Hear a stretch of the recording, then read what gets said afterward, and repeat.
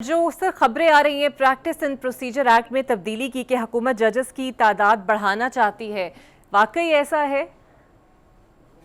جی میں بالکل یہ کنفرم کر سکتا ہوں کہ جب آپ کے کانسٹیٹیوشنل بینچز بننے ہیں تو آئندہ آنے والے ہفتے میں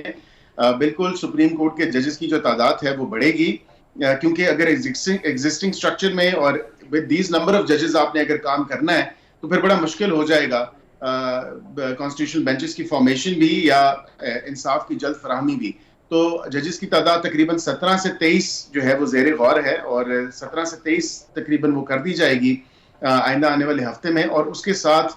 جو پریکٹس اینڈ پروسیجر ایکٹ یا آرڈیننس تھا بعد میں، اس کو بھی لے کیا جائے گا، اور اس میں کوئی ایسی جو 26ویں آئینی ترمیم کے بعد جو سبارڈینیٹ یا سپورٹیو لیجسلیشن پہ جو اثر آیا ہے یا جو کوئی ایسی ایمبیگوٹی ایگزسٹ یا پرسسٹ کر رہی ہے، اس کو بھی یہ through an act of parliament اور فردر امینڈمنٹ اس کو جو ہے ایڈریس کیا جائے گا۔ بالکل صحیح۔ اور رانا ثناء اللہ صاحب کہتے ہیں کہ جسٹس منصور علی شاہ آئینی بینچ کا حصہ نہیں ہوں گے، ان کو بھی کسی نے اڑتے اڑتے خبر دے دی یا خواہش کا اظہار کر رہے ہیں؟ دیکھیں رانا صاحب اس کی خود وضاحت دے تو زیادہ بہتر ہوگا میرے خیال سے، کیونکہ 3 سینئر موسٹ ججز کو کنسیڈر کیا گیا تھا to special parliamentary committee for the nomination and recommendation of as جج as chief justice of the Supreme Court. تو اس میں اقرا صاحبہ یہ بات ضرور ہے کہ کیونکہ تینوں میں سے تیسرے نمبر والے جج صاحب کو ریکمینڈ کیا گیا ہے، تو اس کے بعد پھر جو سینیورٹی پہ 3 کا پینل بنتا ہے یا سینئر موسٹ ہیں، یا اس کے بعد 2-3 جو سینئر ہیں ان کو کنسیڈر کیا جائے آئینی بینچ کے حوالے سے۔ بالکل ٹھیک ہے۔ اور جو 26ویں کے بعد اب 27ویں ترمیم کی گونج آہستہ آہستہ سنائی دے رہی ہے، کیونکہ پہلے FI ہوتی ہے اور پھر آ کے وہ خبر بن جاتی ہے، کوئی ابہام رہ گیا ہے 26ویں کی ترمیم کے اندر؟ اور مولانا نے بھی تنبیہ کر دی ہے کہ واقعی کوئی 27ویں ترمیم کا ارادہ ہے حکومت کا؟ دیکھیں بالکل ارادہ ہے، اور کوئی ایسی بات نہیں ہے، یہ پارلیمان کا استحقاق ہے، اور پارلیمان اگر سمجھتی ہے کہ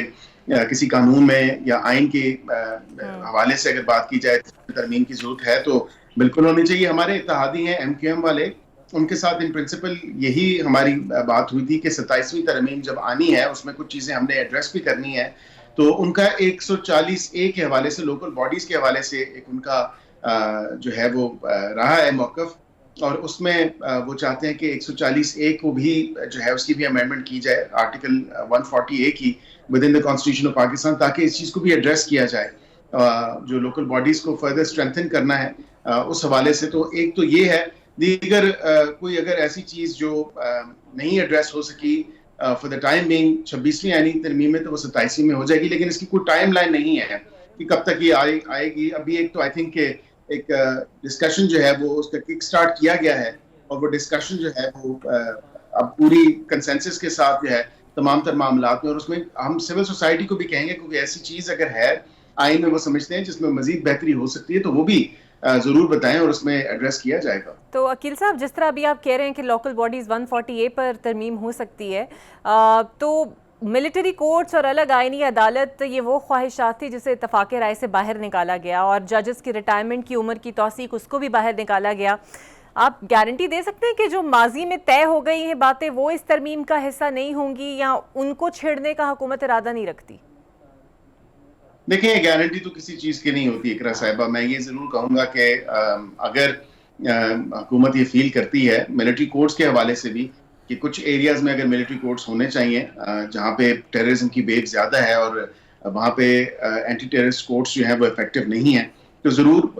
ود سن سیٹ کلاز وہ ہم ڈال سکتے ہیں، اور کوئی اس میں ایسی بات نہیں ہے، بیکاز ٹیررزم کا جو ایک ناسور ہے اس سے جان چھڑانی ہے، اور اس کے لیے جو افیکٹو میجرز ہم لے سکتے ہیں ہم وہ ضرور لیں گے۔